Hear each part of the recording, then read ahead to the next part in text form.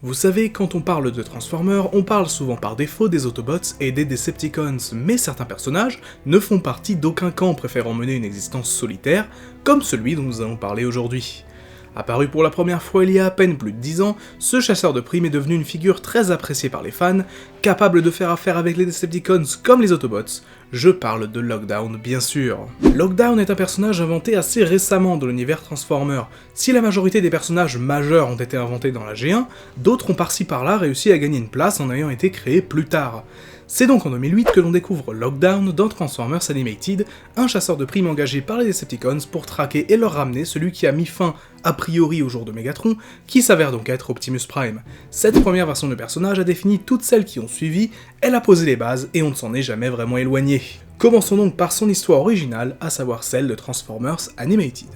Lockdown était à l'origine un cybertronien souhaitant devenir un cyber-ninja. Il intégra donc la Ninja Corp dirigée par Yoketron, que l'on voit à plusieurs reprises dans les flashbacks, car c'est aussi lui qui a formé Prowl. Lorsque la guerre civile éclata, il quitta sa formation pour devenir un chasseur de primes, et quelques temps plus tard, il fut engagé par les Decepticons pour aller dérober les protoformes se trouvant dans le bâtiment de la Ninja Corp justement. Il mena donc une attaque contre son ancien maître Yoketron, qu'il tua avant de prendre son casque en guise de trophée, ce qui deviendra par la suite une sorte de tradition pour lui, prendre un trophée sur chacune de ses victimes. Plus tard dans la guerre, il fut de nouveau au service des Decepticons pour récupérer Arcee, qui détenait des informations relatives au projet Omega, qui aurait pu faire basculer le cours de la guerre. C'est à ce moment qu'il rencontra Ratchet et que naquit une rivalité entre les deux personnages. C'est lors de cette rencontre d'ailleurs que Ratchet perdit une de ses cornes au niveau du visage, ainsi que son générateur EMP, que Lockdown garda entre guillemets en souvenir. Durant les 50 ans qui séparent le crash de l'Arche sur Terre et le réveil des Autobots, Lockdown est engagé par Blitzwing et le Gnut pour capturer l'Autobot responsable de la mort présumée de Megatron, à savoir Optimus. Après une brève rencontre avec Black Arachnia détaillée dans un comics, il arrive enfin à Détroit et capture Prime comme prévu. L'arrivée du chasseur de primes sur Terre rappelle à Ratchet les heures les plus sombres de la guerre où il était chargé de la protection d'Arcee. C'est pourtant bien le médecin des Autobots qui arriva à délivrer son chef un peu plus tard, provoquant la fuite de Lockdown. Lors d'une mission ayant pour but la capture de Starscream, il fut amené à collaborer avec Prowl, ce dernier ne sachant pas encore qu'il était derrière la mort de son ancien maître. On voit donc le personnage assez régulièrement dans la série, encore dans la 3ème saison, où on le retrouve ayant été cette fois-ci engagé par Sentinel Prime pour capturer des Decepticons en échange de matériel issu de la garde d'élite Autobot. Déjà, cette action de la part de Sentinel est moralement douteuse pour un Autobot, mais surtout, il finit par se faire avoir lorsque Ramjet lui propose un meilleur prix s'il se retourne contre le second d'Ultra Magnus. Lockdown trahit donc Sentinel, mais Prowl intervient, s'ensuit alors un combat entre les deux cyber ninjas, se soldant par la défaite de Lockdown, Prowl ayant appris en passage la vérité sur la mort de son ancien maître. Cette première version du personnage a posé les bases pour les suivantes, une sorte d'électron libre au sein de la guerre entre cybertroniens, ne vivant que pour le gain.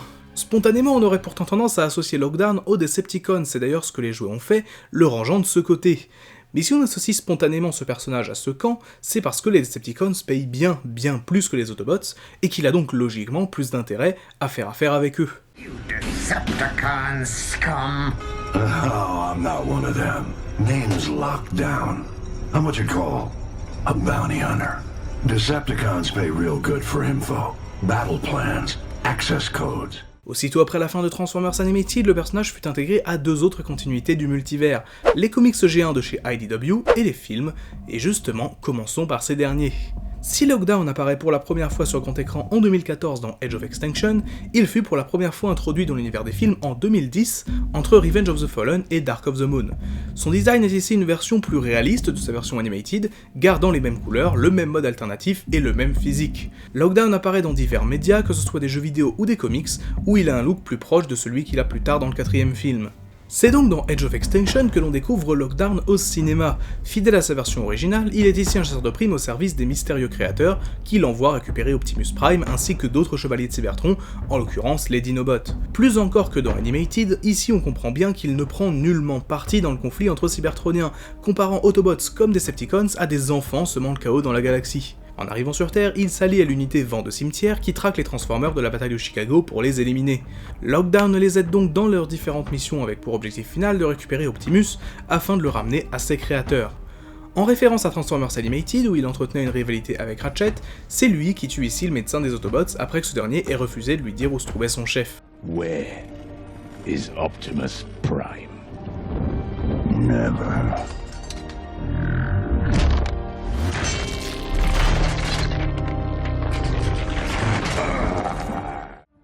Il réussira plus tard à finalement capturer Prime avant que ce dernier ne soit sauvé par les Autobots. En échange, il donnera aux humains une arme nommée la Graine, permettant de cyberformer des planètes. Se rendant compte que son prisonnier s'était échappé alors qu'il était déjà reparti en hyperespace, il revient à Hong Kong et s'oppose à Optimus dans un combat qu'il domine, avant l'arrivée de Bumblebee notamment.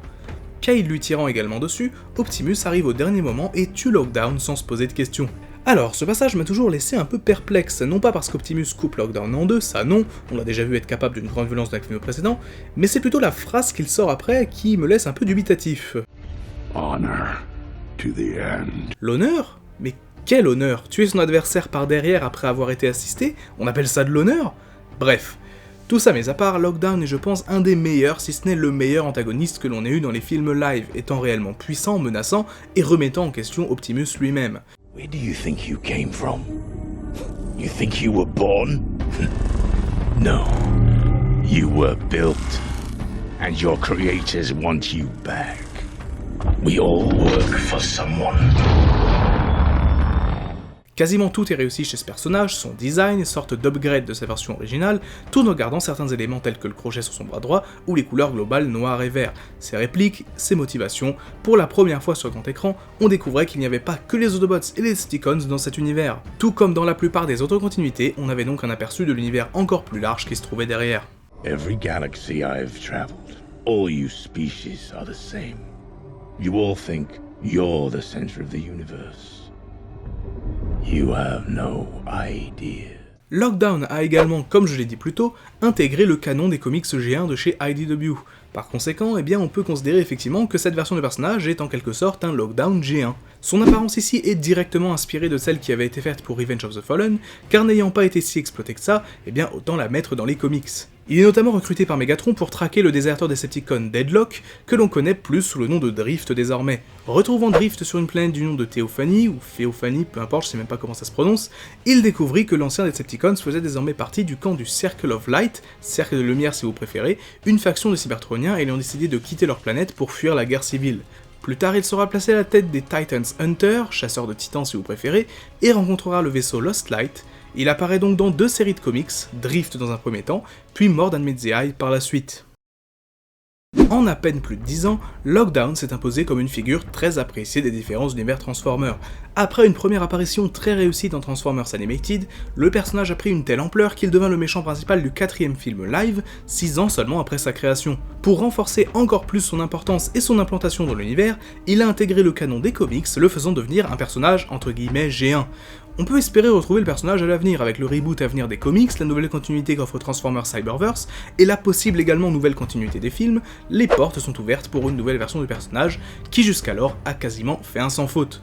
Charismatique, imposant et intéressant, Lockdown est sans nul doute un des meilleurs personnages introduits récemment dans Transformers, et j'ai vraiment hâte de le voir à nouveau apparaître à l'avenir, comme beaucoup d'entre vous je pense.